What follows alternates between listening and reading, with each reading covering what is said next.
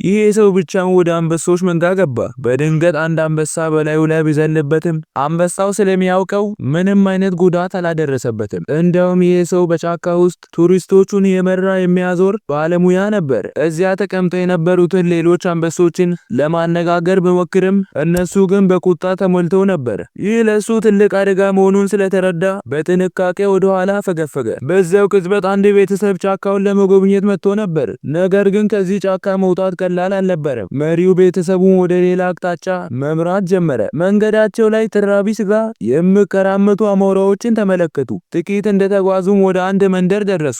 ነገር ግን በዚያ ምንም አይነት ሰው አይታይም ነበር። ፍለጋ ሲጀምሩም አንድ የሚያስደነግጥ ትዕይንት ተከሰተ። አንድ ወንድና አንዲት ሴት መሬት ላይ ወድቀው ሞተዋል። በአንበሳ ተለጥልጠው ነበር። ይህንን እንዳዩ ሁሉም በድንጋጤ ከዚያ አካባቢ ሮጡ። ወደፊት ሲጓዙም በሕይወት ያለ አንድ የቆሰለ የመንደሩ ሰው አገኙ። እርሱም የአንበሶቹ ንጉሥ አብዷል ሲል ነገራቸው። ይህንን ሲሰሙ ሽብር ውስጥ ገቡ። የቆሰለው ሰው እዚያው ሕይወቱ አለፈች። የቤተሰቡ አባት የሚወዳቸውን ልጆቹን የጠበቀ የጫካ መሪውን ፍለጋ ቢሄድም አንዳችን ፍንጭ ሊያገኝ አልቻለም። ፍለጋውን ቀጥሎ ረዥም ርቀት ሄደ። በድንገት ግን አይኑ አንድ የሚያስፈራ ነገር ላይ አረፈ። በድንጋጤ መሮጥ ጀመረ። አንድ አንበሳ እያሳደደው ነበር። በከፍተኛ ጥረት መኪና ውስጥ ገባ። ጨካኙ አንበሳ በመኪናው ላይ ጥቃት መሰንዘር ጀመረ። ለጥቂት ሰከንዶች የሁሉም ሰው ትንፋሽ ተቋረጠ። ከጥቂት ቆይታ በኋላ አንበሳው የሄደ ቢመስልም በድንገት በመስኮት በኩል ለመግባት ሞከረ። ሰውየው በእርግጫ ሊከላከለው ቢሞክርም አንበሳው እግሩን ያዘው። ሰውየው በድንጋጤ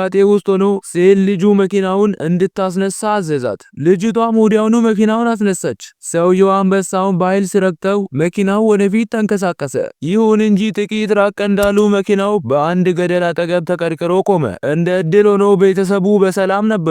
በዚያው ቅጽበት የጠፋው የጫካ መሪ ስልክ ተደወለ። በሚንቀጠቀጥ ድምፅ አደጋ ላይ ነኝ እርዱኝ ሲል ተማጸነ።